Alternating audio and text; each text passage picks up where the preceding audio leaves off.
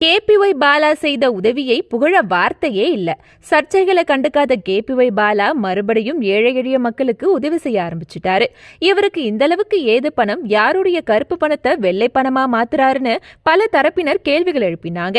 இதனால கடுப்பான பாலா, நான் பல நிகழ்ச்சிகளை தொகுத்து வழங்குறேன், ஒரு சில படங்கள்ல சின்ன சின்ன கேரக்டர்ல நடிக்கிறேன், நான் உதவி செய்யறது எல்லாமே நான் சம்பாதிச்ச பணம் தான், யார்கிட்டையும் ₹1 கூட வாங்கலன்னு சொன்னாரு.